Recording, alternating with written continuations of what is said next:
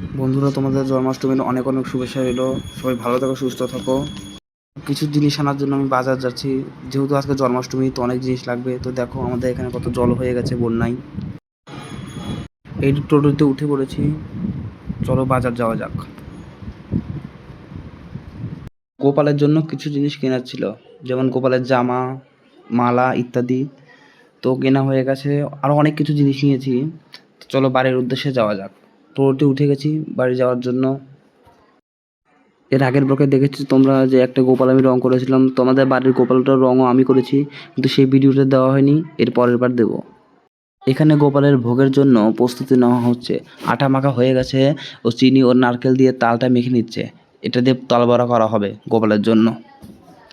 তো এখানে তালটা মেখে নিয়েছে। তাল আমাদের বাড়ির এখানে অনেক গাছ আছে, তালের গাছ, সেখান থেকে আমি তালটা কুড়িয়ে নিয়ে এসেছি। তো এই যে মেখে নিচ্ছে ময়দা দিয়ে তাল বড়া করার জন্য। এখানে পায়েস রান্না হচ্ছে, ওইখানে সুজি রান্না হচ্ছে।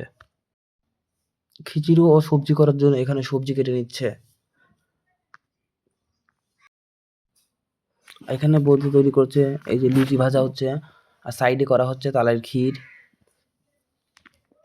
আর তাল বড়াও ভেজে নেওয়া হলো। এখানে 5 রকম ভাজা।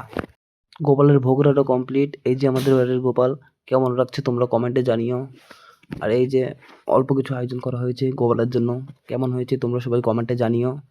আর তোমাদের কার কার বাড়িতে গোপাল আছে সেটাও আমাকে কমেন্টে জানিও। এইবার শনিবারে জন্মাষ্টমী হয়েছিল। তো বন্ধুরা, এই ব্লগটা তোমাদের কেমন লাগলো? আশা করি ভালোই লাগলো। এরকম ব্লগ পাওয়ার জন্য আমাকে ফলো করে দিও।